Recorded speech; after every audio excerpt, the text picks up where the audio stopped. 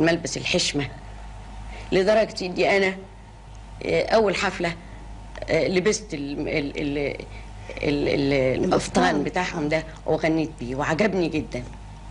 هي كانت مفاجأة لينا واحنا نازلين من المطار، جينا نتفرج على الحفلة نشوفها لقينا حضرتك لابسة القفطان. هو أنا الحقيقة حبيته لأنه أولا حشمة ولطيف، ويعني من الحاجات اللي تحتفظ بها قديمة حلوة محببة للنفس والنظر وكل حاجة. غير الملابس، طريقة الأكل هنا طريقته لطيفة جدا، إن الواحد يغسل إيديه في الأول وبعدين ياكل بإيده. حاجة لطيفة قوي، وبينما ما يتعداش الأكل ال3 صوابع. 3؟ يعني مثلا تقولي ناكل كده بإيدين الاتنين، لا عيب قوي.